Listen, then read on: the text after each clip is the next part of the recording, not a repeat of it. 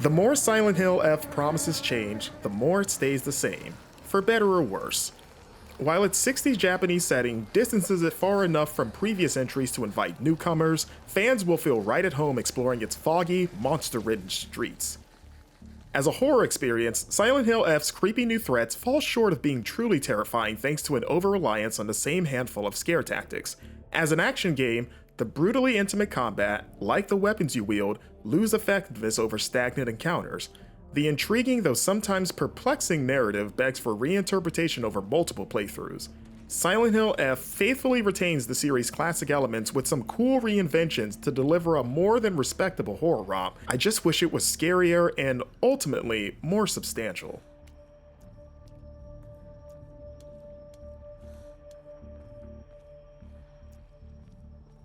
Teenager Shimizu Hinako's troubled life in the small rural town of Ibisugaoka becomes horrifically altered by the sudden arrival of a sinister fog.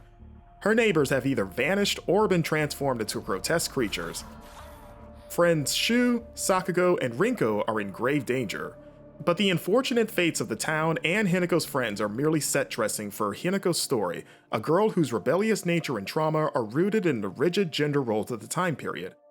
This turmoil comes to a head in ways I found both fascinating and mystifying, especially thanks to the strangely helpful presence of an enigmatic masked man.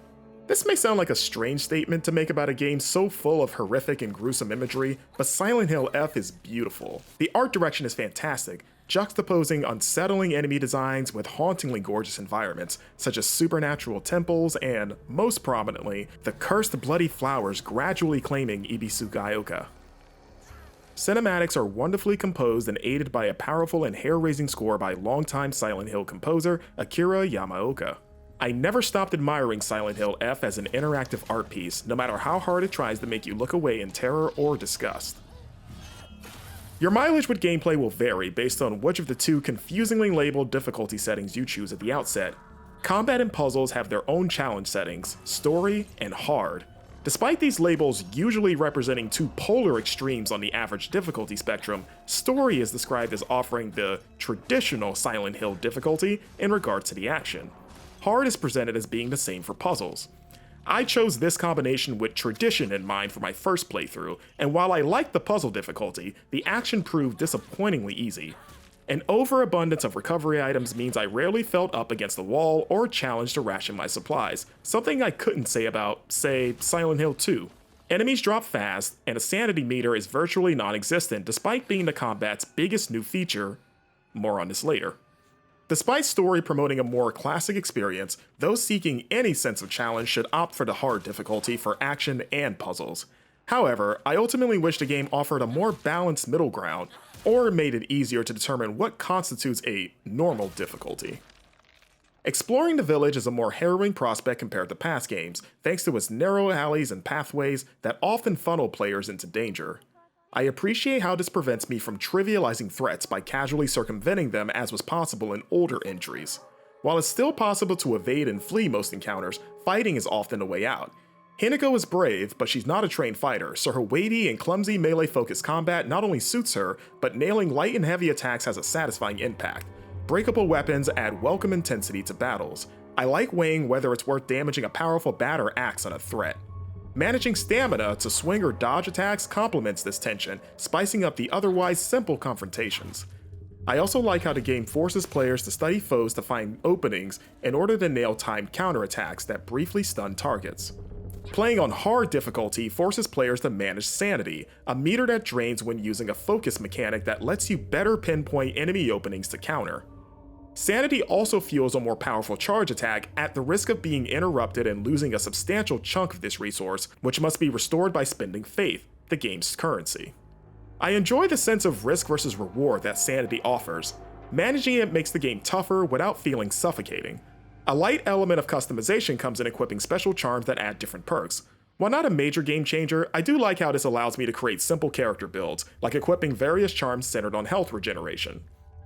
Regardless of the difficulty setting, the combat loses its luster halfway through the roughly 10-hour adventure due to the disappointingly limited enemy variety.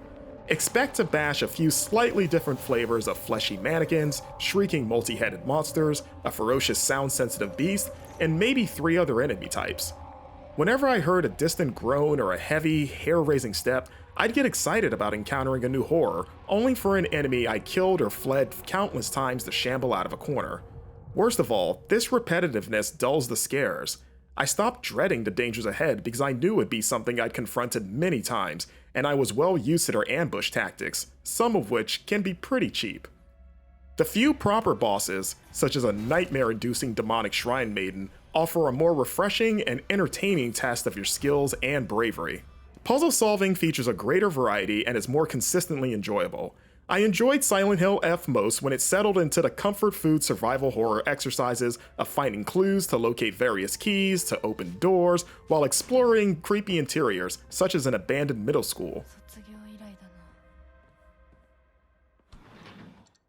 The generally well-designed puzzles creatively tested my logic and observation skills, though exploring a foggy farm field by identifying the correct scarecrows using vague clues grew frustrating due to its unclear rules. Environmental puzzle solving, especially in more otherworldly areas, maintains an air of freshness the combat lacks. I always looked forward to seeing what strange riddle Silent Hill F had up its sleeves. Silent Hill F's tricky-to-discuss story, despite boasting a few powerful and even emotionally upsetting moments, left me scratching my head more than anything. Though it leverages themes such as feminism, domestic abuse, and possibly addiction well enough for its symbolism, the second half takes an admirably wild turn for the even more bizarre. Without delving too deeply, Hineko's sense of reality and identity become distorted in ways that, while clearly designed to feel disorienting, still left me walking away wondering what exactly was happening and to whom. Whether by design or because I'm just too dense to get it, is up for debate. But while subsequent playthroughs may clear the fog, I shouldn't feel so lost on the first, and for some players, likely the only, go-around. Hineko's friends feel underutilized, and the game heavily relies on written diary entries to flesh them out in a questionable case of telling rather than showing.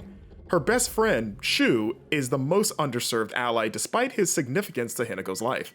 The somewhat compact runtime means things escalate pretty quickly to the point that supporting character arcs end abruptly, making them feel more like pawns than I would like. I firmly believe horror games should be on the shorter side to keep their scares from growing stale, but even I was in disbelief at how relatively quickly Silent Hill ramps up to its big finale, especially when the combat encounters still felt like they were in first gear. While the first playthrough grants the same canonical ending for everyone, 5 optional conclusions await in New Game Plus, where your actions influence the finale to add some nice replayability. Silent Hill F is a curious beast. Despite my misgivings, it's a good Silent Hill game and an enjoyable survival horror adventure in general. The game nails its oppressive and creepy atmosphere, and it boasts a killer presentation from visuals to audio. The combat is faithful to past games while adding cool, effective wrinkles, but for how heavily it's emphasized, the game fails to have players engage with it any differently than they had in the opening hours, save for one mid-game twist. Perhaps my biggest gripe as someone who loves to be scared is that you've seen the extent of how Silent Hill F plans to frighten you within its first half. Beyond that, it's diminishing returns with very few surprises. I like Silent Hill F, but I was prepared to have a love affair with it, and I'm left feeling as foggy as its quiet, ill-fated village.